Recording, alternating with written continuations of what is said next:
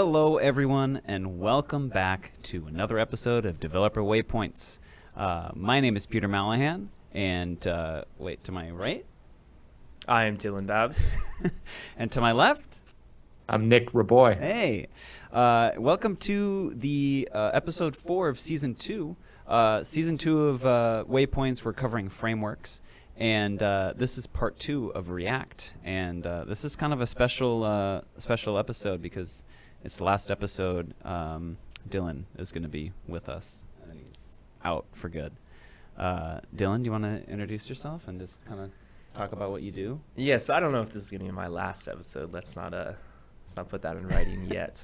I might be showing up again. We'll see. That depends if these guys let me back on. We'll see. I'm kidding. Yeah, I work in the developer relations team, doing a lot of evangelism for our products. And Nick, what do you do here? What are you doing here? I do pretty much the same thing. I'm here to evangelize our products in developer relations and make sure people are successful. Nice. And water the plants on some occasions, right? Yeah, I'm the designated plant waterer. Nice. Yeah. Perfect. By the way, how does that work out when you're working remotely? How do you water the plants in the office? I just tell Peter to do it. I thought it was with the Raspberry Pi. Yeah. I thought we had a little bit more technologically advanced solution here. No. Yeah. Anyway, if you can't tell, we're live right now. So if you're joining us, welcome. Thanks for coming. We're going to be covering some interesting topics today. We're doing Isolines. We're doing some React stuff. If you at any point have any question or comment or anything you want to share, go ahead and type it in chat. I'll be looking at chat. I'll be reading your questions off. I'll be harassing Dylan and Nick with whatever you're saying in chat. We also have Palermo for Twitch. He's one of our mods. He's in chat right now. I don't know how long he's going to stick around, but say hi to him. I will be manning the HereDev account. So if you see HereDev talking in the chat panel, that's me. Also, we're affiliates through Twitch, so you can subscribe to our channel if you want. And you can donate with bits, and any revenue or anything that we make from subscriptions or bits is being donated to a charity called CARE, which is the International Relief Fund. So if you scroll down on our channel page, you can see donations. I think I labeled as donations for more information about that. But for now, Nick, Dylan, what are we doing today? What's on the docket? Yes, I think that we're going to be expanding upon what we did in the previous episode, right, Dylan? Yeah, so in the previous episode, we got an interactive map with a marker up and running using React and Leaflet and the here map tiles. So today we'll be expanding that a little bit more to be using Isolines. So just to confirm, the previous project that we did in episode number 3, it's on GitHub, right? And it is. Ooh, yeah. Peter's going to go ahead and share that link, right? Yeah, I'll share the link, and your screen is now hot, Dylan. I am hot. Okay. No, your screen. Yeah, okay, that's what I meant. DevRel live streams is what we're looking for, correct? So if we look in here inside Developer Waypoints in Season 2, all the code that we'll be using will be right here in Episode 3. So what I would recommend you do is go ahead and clone this repo, or you can start from scratch, whatever you prefer. We did make a slight modification, though, because the last time we were using this repo, we had about 100 maps. And right now we're just going to minimize this down to one map at a time. We're only doing one. We're not showing the limits of our. I think we could do multiple maps near the end of it. Let's start with one. Yeah, let's see what happens. Yeah, usually just one map's the best way to go. All right, yeah. Let's crack open our editor. We're gonna be trying something new today, right? We will be Visual Studio Code. But I think before we do that, let's give a little bit of an overview of what an Isoline is. Sure. So an Isoline is a pretty interesting routing tool that we have. So normal routing gets you from point A to B. But what if you don't know where you want to go, but you want to figure out basically the total distance that can be covered in a certain amount of time or distance.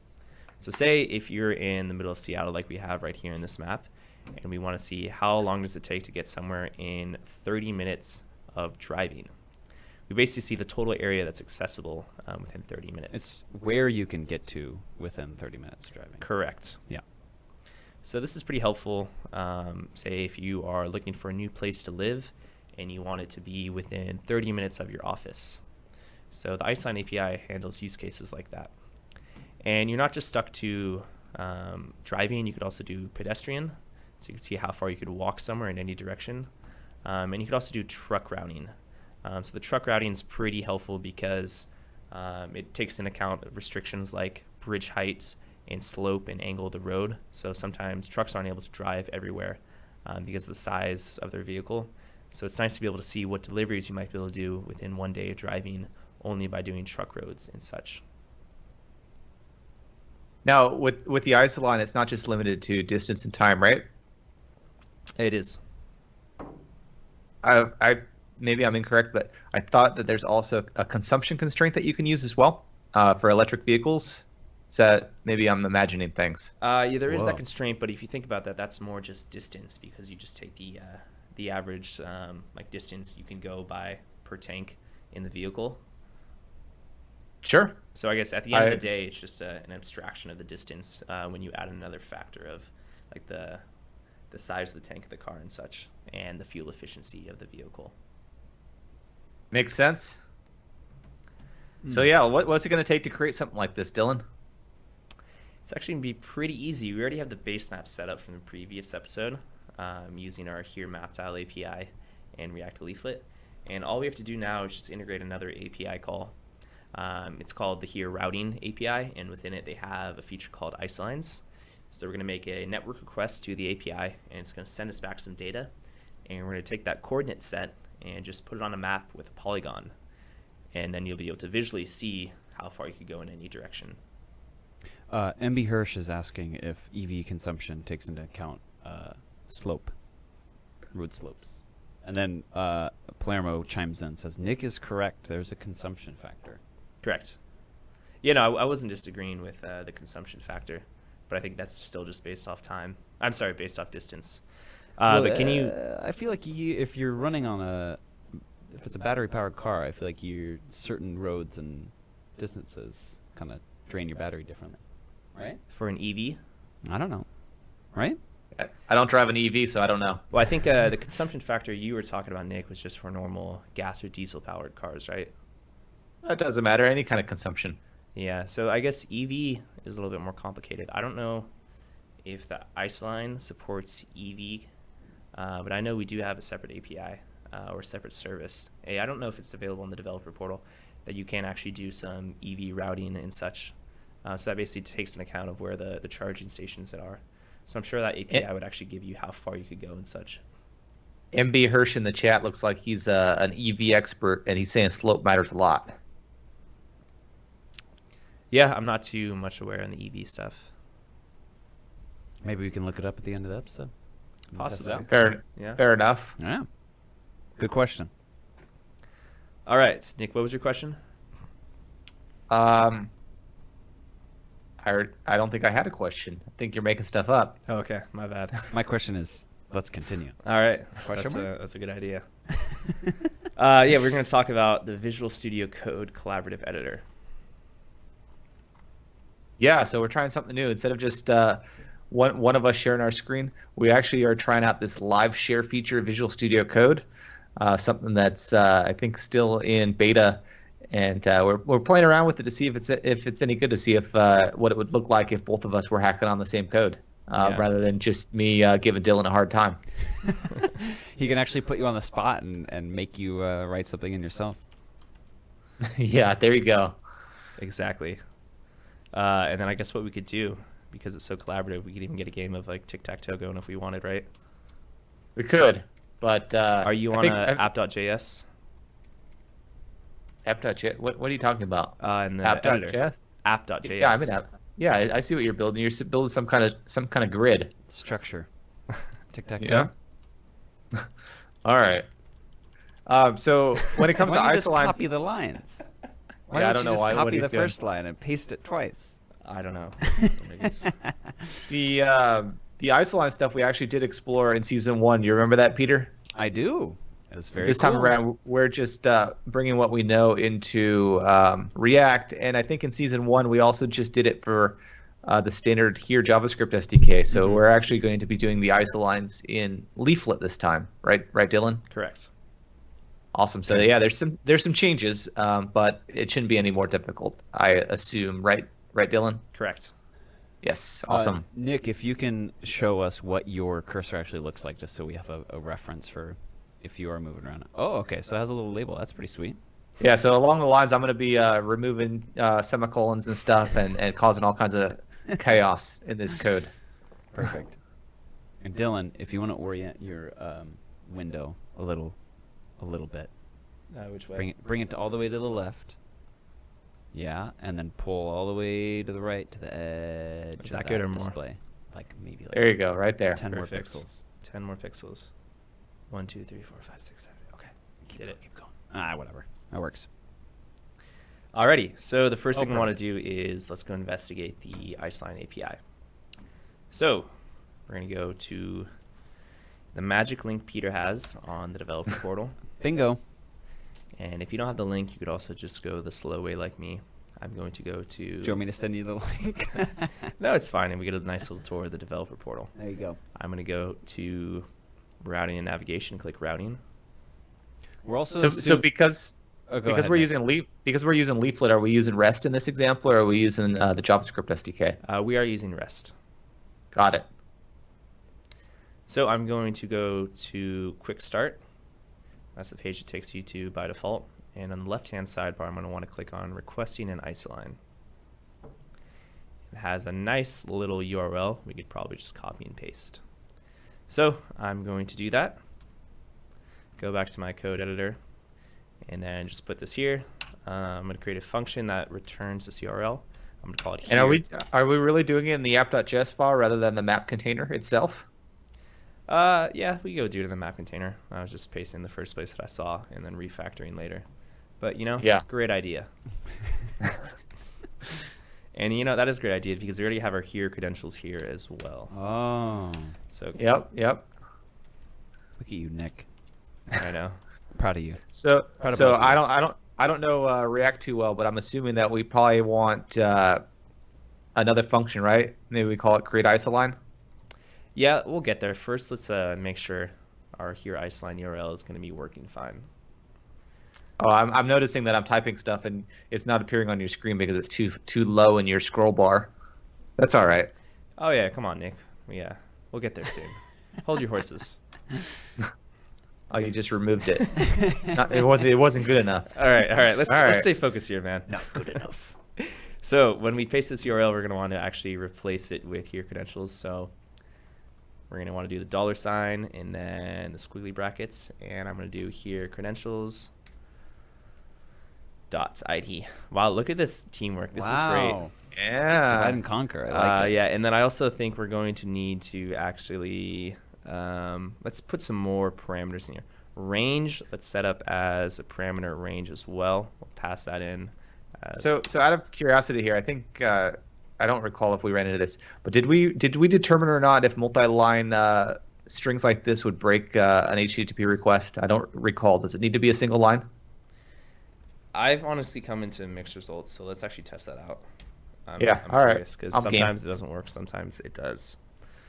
And Okay. the center point here, is this consistent with where our map is currently focused? We want to use the center point that appears on line 32?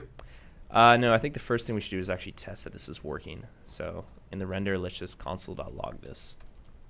Makes sense. Because let's make sure the API is working fine. Let's go back to our React thing. We'll take this URL, we'll copy it, Wait. and boom, it is So- working fine. All right. Got it. So it's nice. Let's actually just take a look at the API response first so people are familiar. Can you zoom in a bit too on your screen? Yeah, I could do that. So the top level object is response, and then we have, let's see what else we have in here. We have the meta info, just basically the map version when we requested it. We have the center, in case you need to reference that later on. That's basically just the coordinates we passed earlier. Sure. We also have start, which is the original position and the map position. Basically, if you put a marker somewhere where you can't actually start from a road, it's going to move it to the closest one. Like say, for example, if you dropped in the middle of a lake, it's going to move it to the closest shore position and such. And sometimes that information is good to have to see where the position was moved to.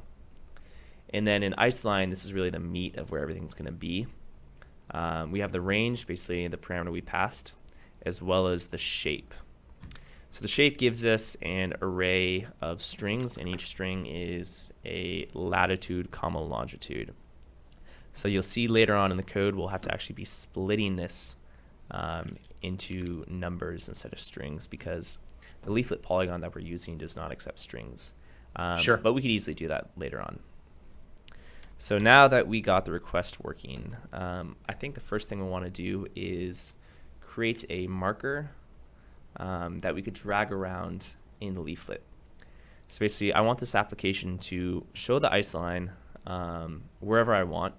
And to specify the location, I'm not going to type in an address or coordinates. I'm just going to move around the marker. How does that sound, Nick? Sounds good to me. Cool. Wait, I think we already have a marker, though. We do, but we need 40. to make this draggable. So I think what we are going to do is use the prop draggable equals true. I'm just kind of going by my memory here. I don't know if that's going to actually make it draggable. Ah, it does make it draggable. Nice. Wow. Is that our currently running map on for this particular application? Sorry? That was What's the on your original screen? one. That's our actual map, right? Correct. That's in Hong Kong. And I think what we should do is let's try a new city too while we're here. I know, Nick, you really like Hong Kong. You suggested that last time. But Nick, how about you give me another suggestion this time of a new city to work with? How about Rome, Italy? Rome, Italy. Okay, I'll listen to your suggestions this time.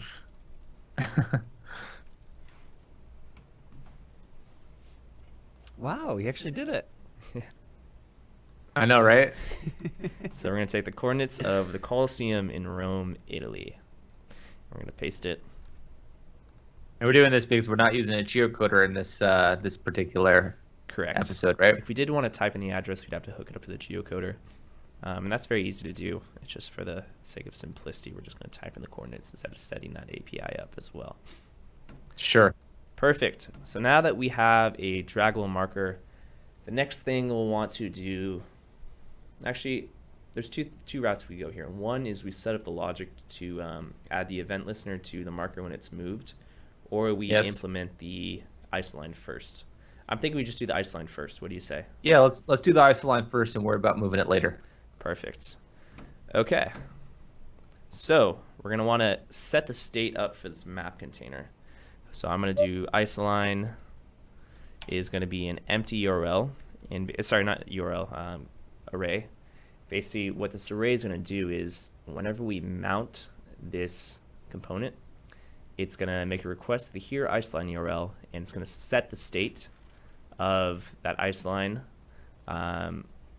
object to whatever the isoline shape is going to be.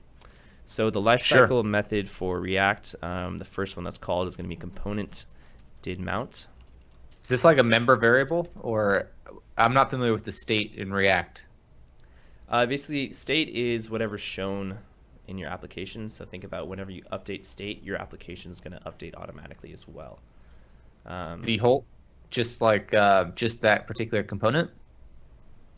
Yes, but if you update the parent state and you pass that down as a prop to the child component, that would also update it. So I mean, there's ways to update the whole application as well.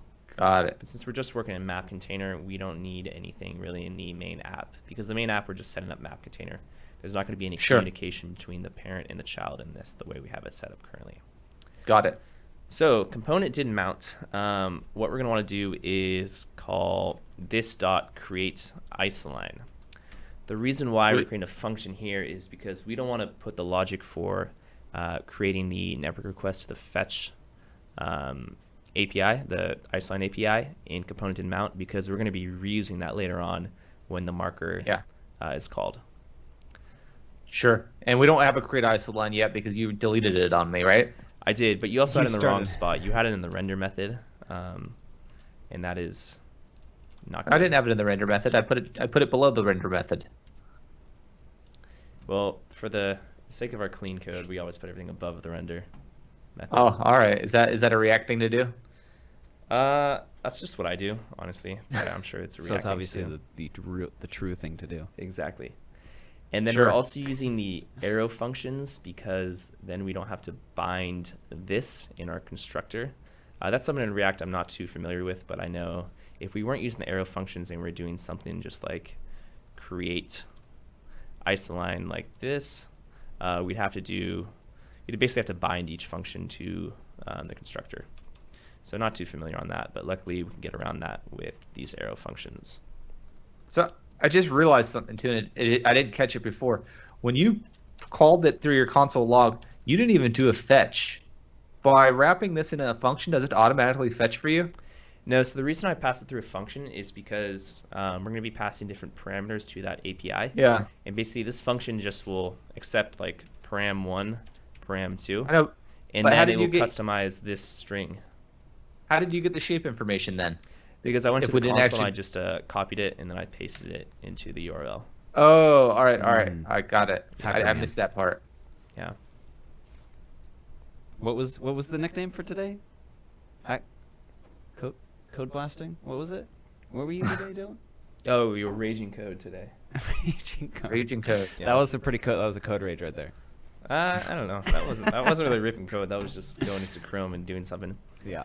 All right, Ripped and it. just to make sure our lifecycle method is calling itself component didn't mount correctly, we just wanted to make sure it is by doing that console.log. So basically it's working fine. The first thing that happens is component didn't mount. What's not the first thing that actually happens after render? Palermo's saying I need to get with the Dylan program. That's fine. In fact, let's take a moment to make our code a little bit more cleaner. See, Nick, you see on 31 to 33? Yeah, I think see we're it. wasting 2 lines here. Let's just, boom, 1-liner now. Now that is good looking, huh? Sure. Okay, so now that we're in create Isoline, let's do fetch. So Nick, is this where we have a nice debate on fetch versus Axios? Yes, it is. So Tell me why you like Axios better than fetch. I like Axios better than fetch because I can split up my query parameters, my route parameters, my headers as separate objects within the request rather than inlining it all. That's why I like Axios. I mean, I don't understand why you can't do that with fetch. Can't you just do something like headers? What about query parameters? I mean, they're all just objects right here in the second parameter of the main fetch call. No, I mean these like this, rather than making it all ugly like this. Oh yeah, I guess in, what you'd have to do is you'd have to just write encoded a little bit notation. of code to do that yourself. But you're right. Yeah, you could write your own function for it, but who wants to do that? This is 2019. People have already done that. You know, man, you make a great point. I don't see how I'm going to disagree with that. Actually, should we go super modern and do some async functions here? So what functions? Some async await instead of promises. Yeah, I love it. I love the async await. Yeah, me too.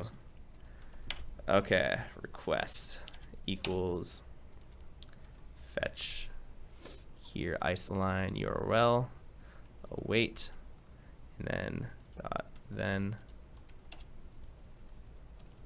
So what this should do, if I'm doing this correctly, is if we... Can you scroll down on your screen? Our big heads are blocking some of your code. Oh, really? Yep. Who you calling big head?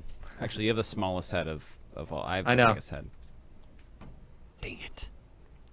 All right, so what we'll do here is instead of doing the fetch.then, we're just going to do an async function. So we're going to be awaiting for this line to reply with the response. So we're just doing the basic here isoline URL without any parameters yet.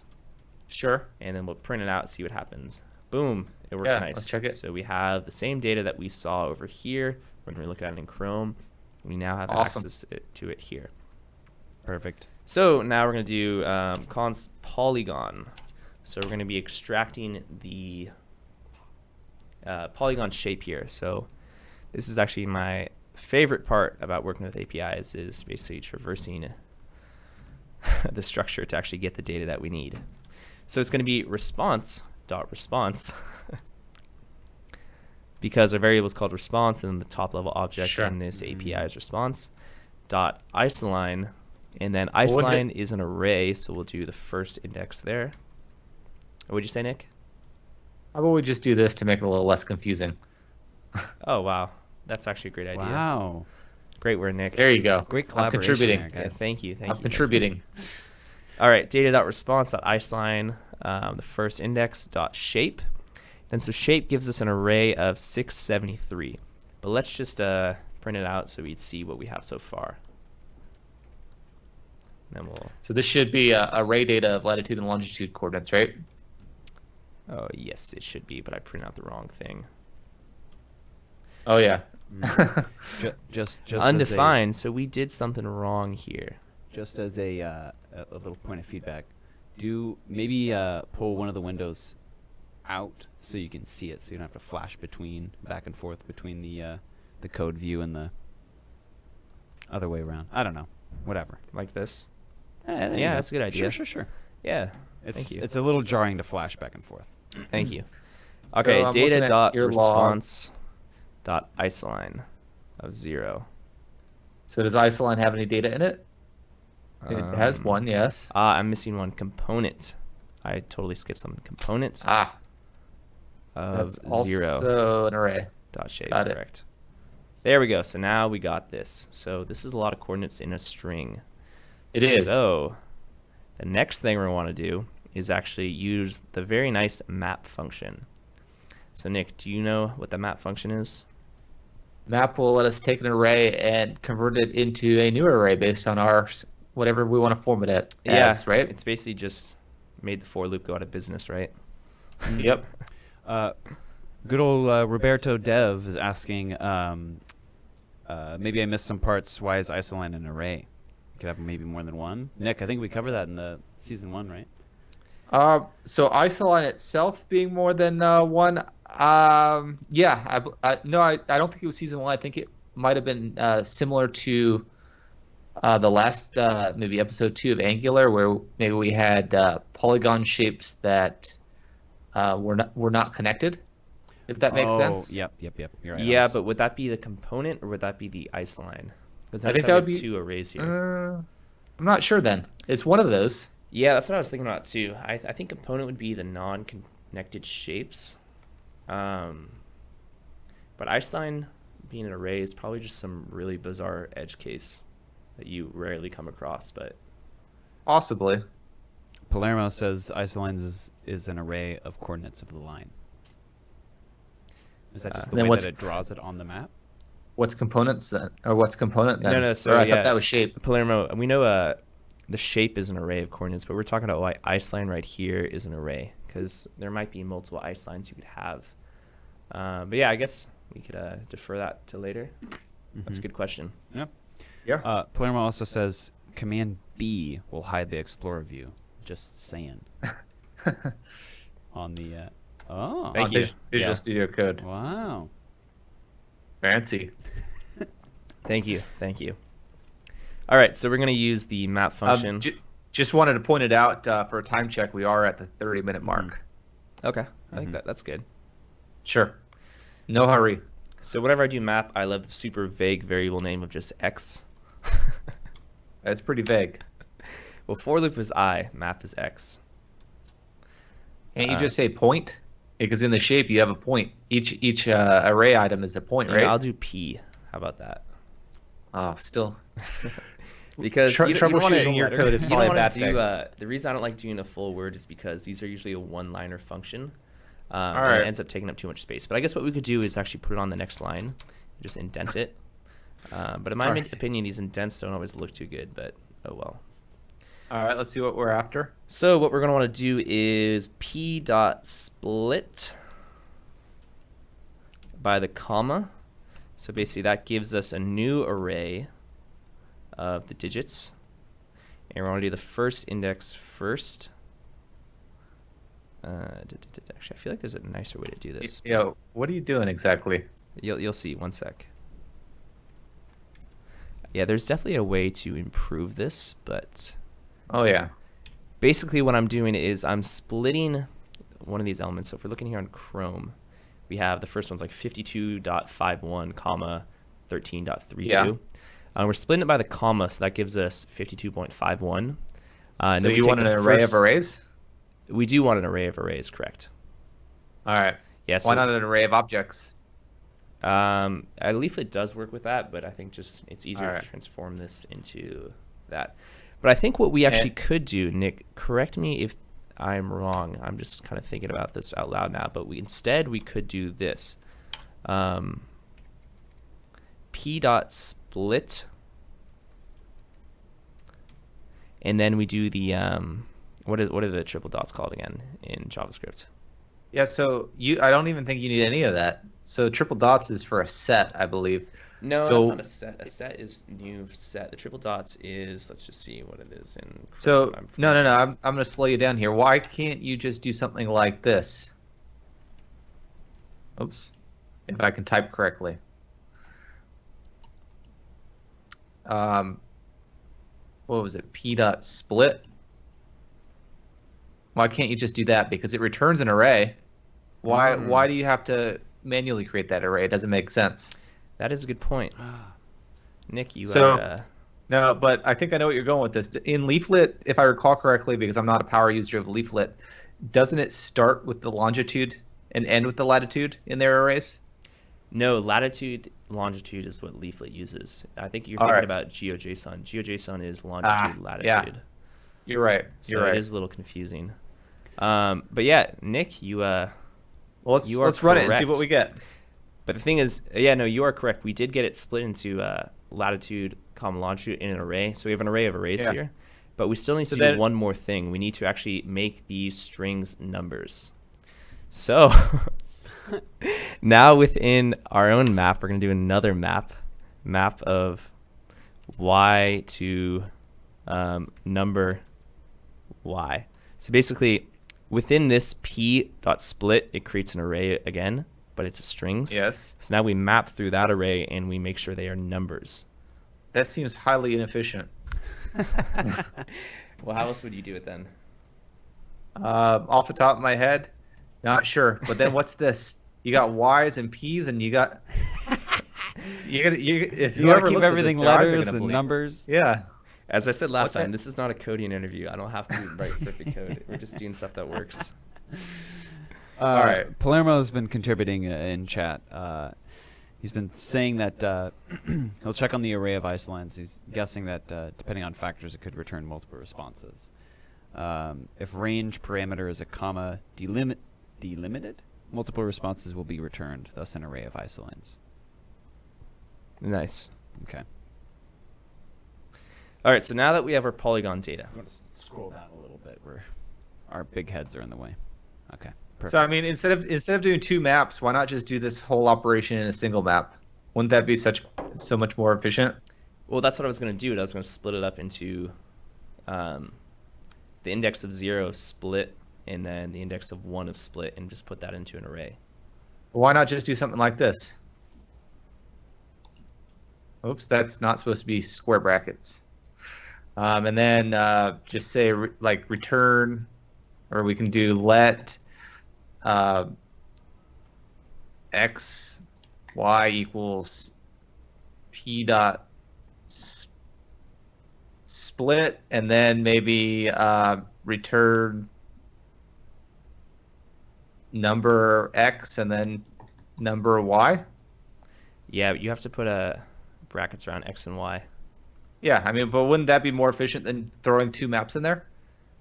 I mean, we're just looping through an array of 2 coordinates once more. Is it really that big of a deal? I don't know. I don't know anything about efficient. Not a coding interview, right? Yeah. I'm not gonna. I won't code shame you too much because I don't know. You know, Nick, I think my solution looks better. So it's all about the one-liners. I feel like if you're using map and you have to start throwing in the squiggly brackets and writing returns, it doesn't look as good. Remember, it's all about writing. We're trying to at least show. It's all about writing viewers the most insane. Yeah, but what about JavaScript. the y? I don't even know what y is supposed to represent as far as the term goes. It doesn't represent anything. I mean, no. What it does is it represents the p.split, Basically, p.split returns us the array of strings. Yeah. Basically, we have two strings. We have like 52 as a string and 13 as a string. And then we're mapping through that again to turn it into a number. Wouldn't that make sense as like a num? I don't know. We're going down a rabbit hole here. What do you mean a num? I don't think a type num exists in JavaScript. I don't know. But if you wanted to go cleaner, why not just chain another promise together? Why do all of this as a separate step? That's a good point. I mean, No, I think because if you throw that all into one, then you have to extract the shape into that promise as well. It's nice to split them up, I think, just for readability. All right. Now, you know the irony is now I'm quoting readability. Yeah, you're saying readability now. Nick, I have perfected the art of extracting the coordinates from Isoline, and I'm never gonna. I think you've perfected the art of making spaghetti code, man. Spaghetti code. Got him. Now tell me, sir, what is spaghetti code supposed to mean? Well, if you look at it and you can't make any sense of it, then you know that Dylan has written it. All right. Anyway, we have what we needed, so let's move on. Sure. Now we want to set the state of Isoline, basically the set of our component to Isoline.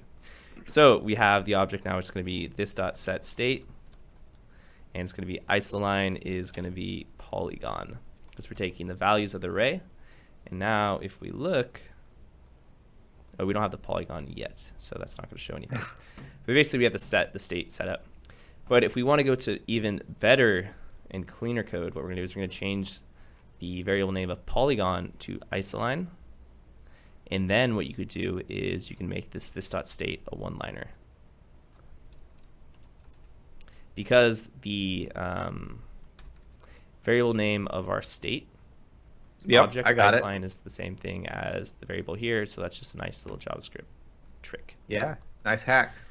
So now this looks good, doesn't it?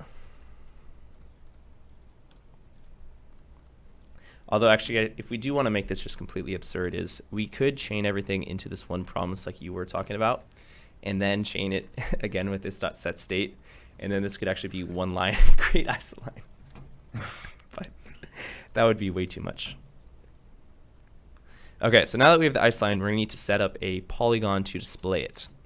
So up in React Leaflet, we're going to need to import a Polygon because it doesn't come by default with the modules and such. And then we're going to want to do the Polygon like this in JSX new Polygon object. And Polygon, let's see, Polygon Leaflet. I don't know what the props name is, so let's see what it's going to be for the data.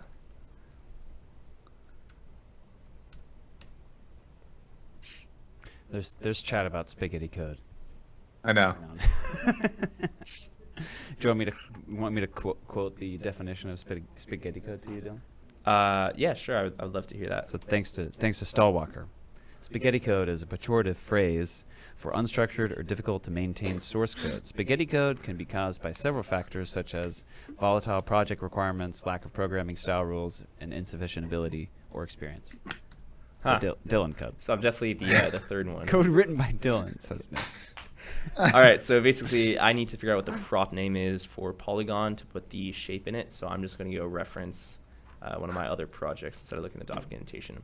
Positions is what we're looking for. Okay. I moved us over to the left side since we kept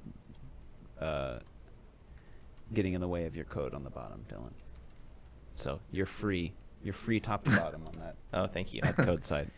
Okay, so what we did is within our map container, we already had tile layer, which was our base map, and then we had the marker that was draggable. We threw in another object called Polygon, and then it accepts positions, and we set it to this.state.isolines because that is the same data that we're doing up here in, I gotta sneeze. Oh, was that the first sneeze on a live stream that I we've think done? so, yeah. Congrats. We made it. How many episodes did we make it to? It's over. You got to stop. Oh my god. That's 2? Yeah. Dude, once I start, I sometimes cannot be stopped. What is going on here? If you need me to mute you, I think I can do it in time. Okay. And then we will want to do, also we want to make the color something pretty. So there's nothing better than our normal here light green or light turquoise, whatever it is. Aqua. Aqua, that's Dylan. the word. Come on. But I don't know if you've heard, we're actually a gradient company now, so Mm-hmm. it's not just one color, it's two at all times. Thanks for telling me, Dylan. I didn't know that. Marketing's coming Hey, from my head after that comment. Why did you curly bracket it? Really no reason. I guess I could just do it in double quotations. And then we're also going to want to do the opacity and the weight of the line just to make sure it looks pretty and such. That's always my role. The code could be spaghetti, but the app has to look pretty. Doesn't it do a? Doesn't it already like assign a color and opacity? Yeah, so it has a default just ugly blue, but we can't have it look ugly. Mm. So we'll do fill opacity of usually 0.1 is pretty good to do. And then weight, we'll do 2. Just the line width? That is, yes. Boom. So now if we go back to our application, let's cross our fingers. Everybody cross your fingers. It's going to work. Nick, are you crossing them? Cross it. Yeah, I'm crossing them. Okay. You just want one set of cross fingers or two? We want everybody. Okay. So it is not working. Okay. So let's What's do a the little error? debugging. Let's see what's going on. Let's make sure our state is working correctly. If we go to map container, so we have the right isolines, and we have the coordinates. And there's no errors that came through? Oh no, I know what's going on is because we're just doing a random center for the isoline. We have yet to actually pass the position first. Yeah. So what we'll do is we'll just do We just want to take the center from the props, right? correct. So we'll do marker position is going to be coming from this dot props dot marker position, or what was it? Marker position is going to be center. And then we'll also want to update our marker over here just to make sure it's not getting all broken. So marker position. And then that means when... I don't understand why you had to change it. Because we're going to want to set marker position to have its own state later on rather than inherit it from the parent. Okay, and then now we got to see what is going on because I need to do this. We got to go on line 14. Line 14, we do. Yeah, I just was fixing an error there real quick. Because you're isolining some place I assume to be in Berlin. Yes, most likely, based off all of our other examples. But the first thing we have to have it pass parameters, so we'll just do center. So we're going to do center as an array of 2 coordinates. Oops. Yes, I'll let you take over. And I will also handle range.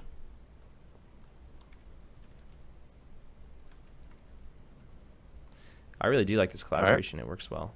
It's pretty sweet. Yeah, this I don't know what they're doing to make this work, but it's pretty slick. It is. The Visual Studio Code people. And then we'll also set range as a variable in our state. We'll do 4,000, what it was before. And then so the first thing we have is this dot state dot marker position, and then this dot state dot range. And so now, because this is such a big one-liner, let's actually make this look a little bit better. So we're passing the marker position and the range to our state. And let's see what is going on.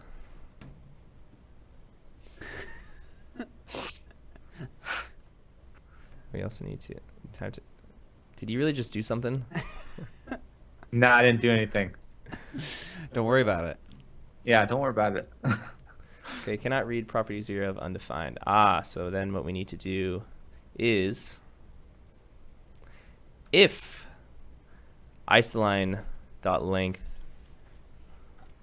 is greater than 0, because what's happening is no, that is not. Yeah. So what's happening is we're trying to create a polygon down here that has no position. So this dot state dot isoline dot length is greater than 0. Then we will show the polygon. So I think the error is coming from this polygon's trying to create a polygon with no data in it. Really? Maybe not, but that was my first guess. I don't think that's it. So I cannot read property of undefined. Which line is this? Your logs are very small. So cannot read property 0 of undefined. Oh, you want to zoom in? I think it's also down here, this 44. Make the text bigger on the... There we go.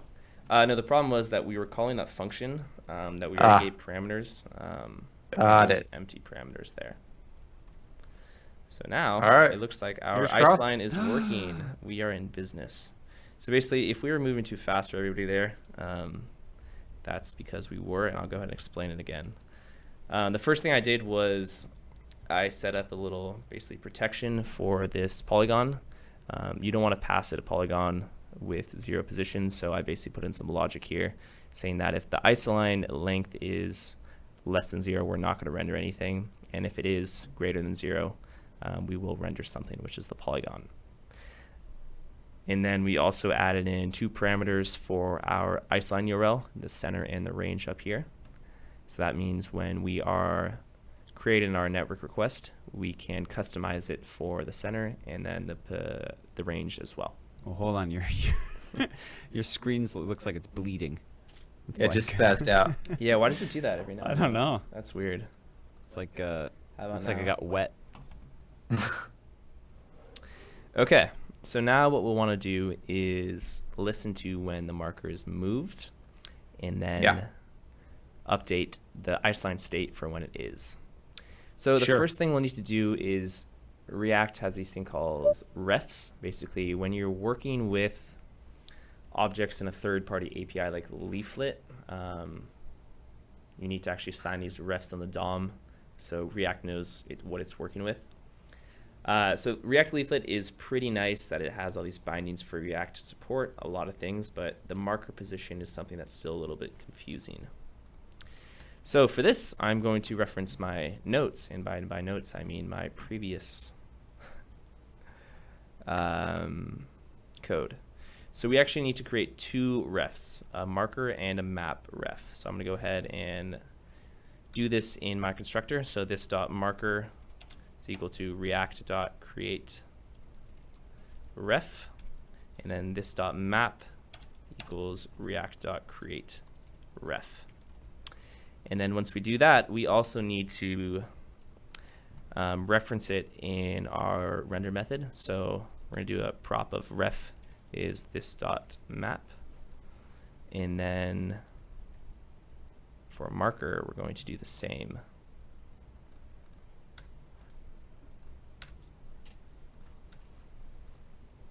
Ref equals this dot marker. So now we're going to want to set an event to the marker. So it's going to be on drag end. I'll scroll down a little bit. There we go. Is that better? There you go. Beautiful. This dot handle marker drag. So I assign it the function we want to use. That means up in above our render, we'll have to actually initialize that function. Was it handle marker drag? Yep. Handle marker drag. So I have a question.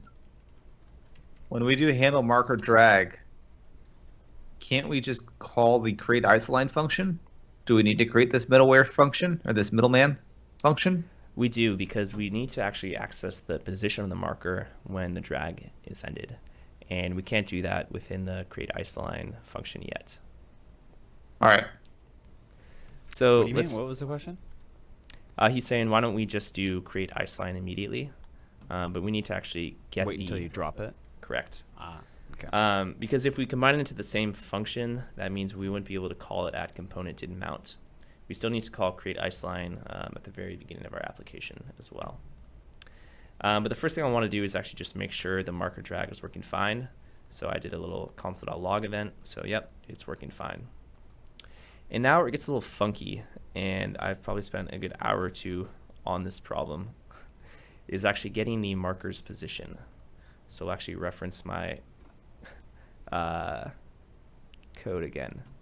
So we're going to reference our ref. So we'll do const coordinates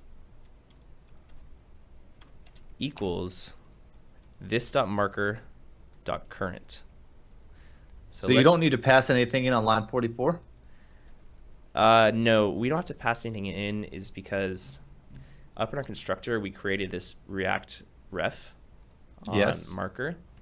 Got it. And so that's basically creating a variable for... Maybe switch to a different screen. Oh my god, it's all broken again. There we go. You just got to refresh the pixels. And basically, this component right here, the marker, we're basically just setting a reference to it on the DOM so we could access it later on. Palermo's asking to confirm this demo includes React, Leaflet, and here REST API call? Correct. And I guess I'm reading the chat right now. It says React, Leaflet, and here REST API call. Technically, it's React, React-Leaflet, and here REST API call. Because we're not using the Leaflet library itself, we're using an abstraction of it called React-Leaflet.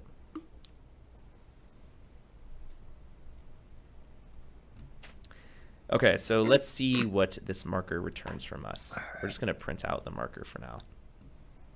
So when we drag it, it gives us this marker object and then current inside. And then it's going to be within leaflet element where we could actually grab the lat long, I believe. Let's just compare my notes. Oh, no, we're actually going to be using a function. But yeah, this.marker.current.leaflet element dot get lat long. Now let's print this out. Boom, we have the lat long. So I'd say if you're going to take one thing out of this episode, this is the most important thing. If you're struggling to find the marker's positions when you're dragging it, actually, especially on the dragging end, this is the best way to do it. You have to create a ref for the marker and then do .current.leaflet element.get lat long. Hey, so question then. You sure that the on drag end doesn't provide a parameter to the function? Like you can't say here's an event parameter and get the location of the drag when it's finished? Yeah, so you can. You'll actually see this. It will give you the position for console.log that, and we'll do source target or target, and then it's going to be lat long. But the thing is, these are different lat longs, I believe, than when we... They look pretty much the same to me. They do look very similar. Well, then maybe they have updated this.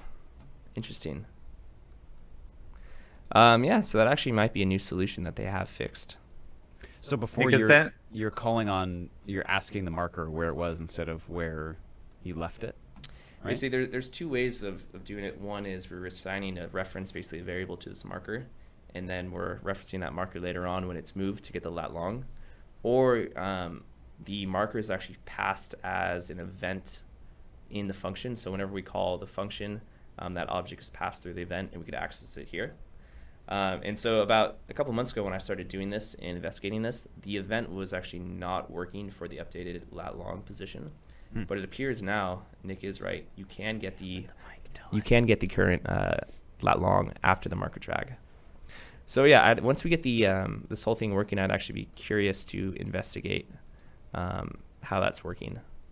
So let's give it like 2 more minutes. First, let's update the Isoline when we drag, and then we'll see which one we could do. Let's do const marker position equals coordinates dot lat and then coordinates dot long, and then we'll set the state of this dot marker position. And then once we set the state for the marker position, we're going to want to do one more thing, and that is create the isolines. And because this dot set state is asynchronous, we can't just put it on the next line. This dot create create isoline would not work. And that's because this .setState will not finish executing by the time this .create isoline is executed. So we could pass it as a second parameter, the anonymous function in here, this .create isoline. Boom. So now when we drag, the isoline updates to our marker position. There you go. So we got it working. Awesome. But I am actually really curious about this, your tip, Nick. So let's see if this will work. So we're printing out the event on 47. So it's going to be, let's do const coordinates equals evt dot target dot underscore lat long. Is that what it was? I believe so. It's probably get lat long. It's probably a hidden variable for actual function. I mean, I don't know. I'm just guessing. I've never used it before. Let's investigate. It is, wow, Nick. It worked. Genius. It worked. All right, so then I have other ideas to optimize this then. Let's hear them. Yeah. Do it yourself. Yeah, I am going to do it myself. How about that? Well, first let's minimize the range a little bit so we could see it on the default zoom that we do on our map. Let's also change our zoom one more thing to like 14. There we go. Nice. All right, let's see what you got. So why not move all of this? I just highlighted it. Why not move all of that into here? Add your event parameter there, do an if statement, and I still think we should scrap this one altogether. So you're saying on marker move, because in JavaScript, when you provide a parameter, it doesn't have to be required. You can just do a if statement to see if it's undefined and do kind of dual logic if you want. Yeah, that's a good point. We could do that. Say you do something like, oh yeah, I mean, you go ahead. Let's see what you got. No, it's fine. We're at an hour, by the way. Yeah, we're at an hour. I don't want to go too far down this hole. But no, I'm actually curious. Let's do it. Curious? Yeah. All right. So then maybe I would do something like EVT. I would say something like. You're right. That would work. If EVT not equal to undefined, right? Then we can do some logic in here. Get for this position. In this circumstance, we would want. We can get the fetch result differently, right? So let's say it wouldn't be a constant in this case. It'd be maybe data, and then data equals. I'm just making stuff up. Feel free to correct me. I don't know if any of this will work. What's the format that we expect here for marker position? Is it it's an array, right? Yeah, just basically take this code from below. All right, I lost my mouse. Let's see. The coordinates. Yeah, just take it all. Actually, you do it. I do it. All right. this is your idea, Nick. You do it. I don't even know if this is going to work.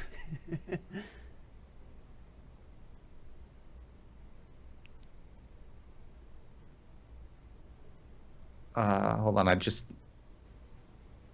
We don't need this anymore. And we don't need this. So we have the coordinates. Otherwise. Now you need marker position just because coordinates comes as an object, while you need coordinates to be an array based off the URL we have. Say that again. Marker position basically takes coordinates and turns it into an array, and we need an array for the here isoline URL function. Yeah. Yeah, like that. Perfect. And then down here on line 86, we call create isoline. And maybe fingers crossed it works still. Just go for it. Save it and go. No, I'm curious here. So if the event is undefined, why do we have this fetch twice? Oh, wait, my bad. If it is undefined, then we call this. Otherwise, we call it. Wait. No. Yeah, because we're using the state variables in the event that's undefined. The first one was correct. If event is not undefined. Because the event is undefined. Oh yeah, you're right. So I don't know. Run it. See if it works. See if I'm spewing out nonsense. No, I don't think this is gonna work. Oh, fine. We'll just run it. Why not? Wow. Oh my god. Well, we're making two requests right here for no reason. We're doing one. If the event is undefined. No, I mean we're not making two, but why do you have that same code twice? Why don't you just paste it at the end?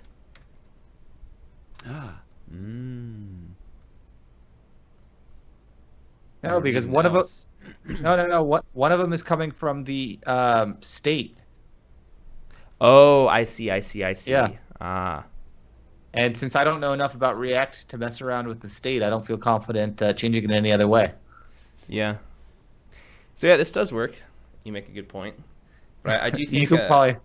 But I do like to separate the marker events to its own function, because what All if right, you want to do another that. event when you drag the marker? You're now stuck with creating isolines. I don't know. But remember, this isn't a coding interview. Yeah. But we've both failed. Yeah, You both pretty succeeded. Yeah, sure so neither of I us feel really tried embarrassed that. about my refs now. Jeez, I'm such an amateur. I can't believe I had those. All right, well, I'm sure we could optimize this 1,000 times better, but we'll leave it at that. Yeah, let's wrap it up. That was solid. Yep, thank you. Do you want to do your GitHub update now, or do you want to wait until? Let's wait. Okay. All right. Is there anything else to show, or should we go back to Big Head? Big Head. Yeah, let's go check out Big Head. All right. Wow. What an episode. Palermo coined a new term, chaos elaboration. A chaos collaboration? I don't know. Thank you, everyone, so much for watching and participating, asking questions. We went down some rabbit holes, but I think overall it was solid. This episode will be available on Twitch if you came late or if you had to duck out early. So stay on Twitch for 2 weeks. But after 1 week, hopefully, this is not true about the last AWS episode, the recording will be uploaded to YouTube, and there'll be links on this channel below to our YouTube playlist. I'll just put a link out here for YouTube in case you want to catch up on any other past episode. If you still have questions from watching this episode after the fact or right now, you can join our Slack. We'll hang out there for a little bit after the episode. You can just reference whatever you're watching with whatever question you have. We'll be hanging out there for a bit. We're also on Twitter. I think social still work. Yeah, I forgot to copy your Twitters. But we have Dylan and Nick are both on Twitter. What are you, Babbs D, Dylan? I'm D-Babbs. D-Babbs. Let me actually get your. Oh no, Twitter. I'm not signed in. Oh man. I think I went to your page before. D-Babbs. Nick, what's your name on Twitter? And Raboy. Oh, okay. Yeah, I don't know why. I thought it was something else. My bad. So there's D-Babbs, and we got and Raboy. There we go. There's them on Twitter, so you can tweet at them, comment on their code choices. We next episode of Waypoints is in 2 weeks on August 7th. Nick, we're doing Vue, right? Yeah, we're gonna do some Vue. Yep. The last 2 episodes of season 2 are going to be part 1, part 2 of Vue. So if you're interested in, I have such a hard time saying interested, in watching Nick make his way through the framework of Vue, you can tune in on August 4th at 11. Next week is our second episode of the serverless series of AWS connections, and that's on the 31st. So actually for the next couple weeks, month and a half or 2, every Wednesday we have a show. So it alternates between developer waypoints and AWS connections. So just tune in every Wednesday and see what's going on. Say hi. We appreciate it. Do we have any shameless plug today, Nick? Dylan? Shameless plugs. Not from me. Any blog posts coming out? Any meetups?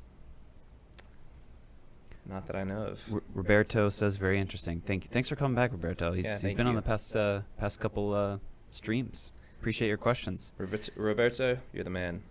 And Lacoste came back to make some comments as well. Where's Kate Pond? I don't know. Kate Pond's not here today. Uh-oh.